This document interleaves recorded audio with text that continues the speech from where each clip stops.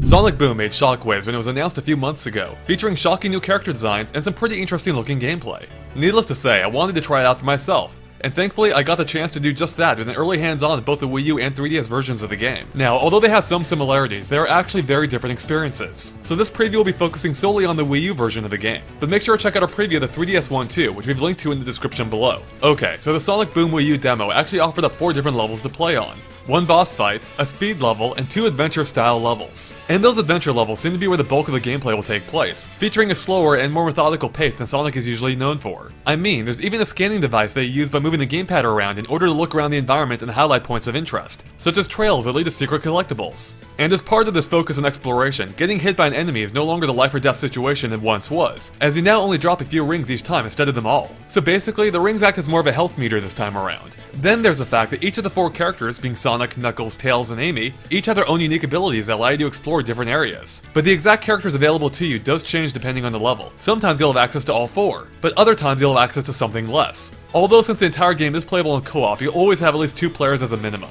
And we saw this right away in the first level we played, called the Pit. Although you do start off in a jungle-like area with all 4 characters, it's not long before they're separated, leaving you with just Sonic and Knuckles to explore some kind of industrial mining operation. And it was here that we first saw how the characters' different abilities would lend themselves to exploring the environment, such as Sonic, who can reach secret areas using a spin dash to roll up sloped walls, while Knuckles can either burrow underground and travel a short distance before launching high into the air, or climb up specially marked wall sections. In addition, the characters will often have to work directly together, such as by using their brand new ender beams in tandem to activate switches to open passages, or using it to pull nearby platforms closer, which in this case completed the track section, allowing us to push minecarts along it. Now if you're not playing cooperatively, don't worry, as the computer will take control of any partners you're not currently controlling. Now the ender beam isn't just used for manipulating objects, as it also plays a pretty big role in combat too, allowing you to grapple away enemy shields, then using it as a lasso to snatch the enemy up and toss them in any given direction. In fact, this is an essential element when fighting the level's boss, a giant drilling machine, as you'll have to lasso nearby enemies and then toss them into the drill itself. The other adventure level that we played paired Sonic with Amy, but this time in a sprawling underwater complex, where you'll have frequent encounters with the area's guardian that you'll have to often outrun at several points in classic 3D Sonic style. During these segments, you can either use a control stick for some loose analog control, or preferably the trigger buttons that simply switch between 1 to 3 lanes. And you'll even battle him at least one point too, during which we had to lasso enemies and throw them at him and knock him off a ledge. Now, when you're not running away from the Guardian, you'll find yourself in some platform-heavy rooms, some of which offer multiple routes depending on which character you're playing as. For instance, while Sonic can cross chasms using his homing attack, Amy can instead take a different route by climbing these pink platforms in what's essentially a side-scrolling section. And she can even use her hammer to swing from certain ones too. Now, although you can use either character to get through, it's well worth your time to switch characters throughout the level, as there are plenty of secret collectibles that only one or the other can collect. Now, throughout both of the adventure levels, and really any stage, it was clear that Sega is injecting a lot of personality into the experience, as the characters talk amongst each other constantly. Rings! Nom nom nom nom nom.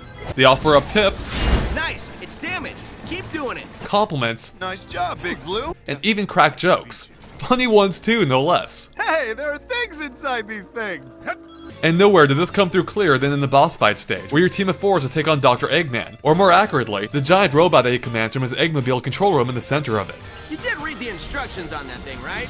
Yes! Only had some screws left over this time. Now while the boss fight itself is fairly conventional, Dr. Eggman's reactions to being hit really step it up a notch. For example, after the first hit, Dr. Eggman finds his Eggmobile knocked slightly off kilter, which he'll then slam back into place with his fist. After that, you'll witness him getting gradually more upset as the battle wears on, including tugging on his mustache to ridiculous cartoonish lengths. And then, after felling the robot for good, Dr. Eggman will have to actually physically bounce his inactive Eggmobile out of the robot and drag it along the ground before he can finally get it started up again. I really wish I had a video of this to show you, because it's animated hilariously.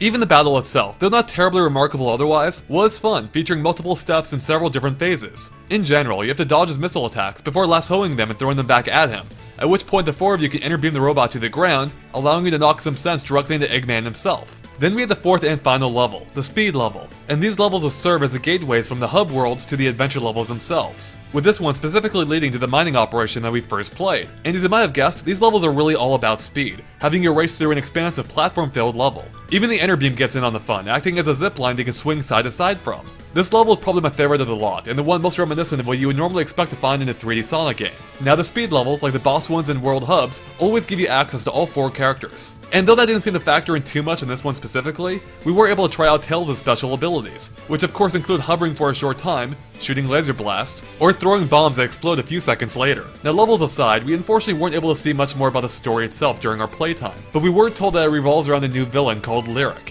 which Dr. Eggman apparently is taking some notes from, which eventually leads up to the events of the upcoming Sonic Boom cartoon.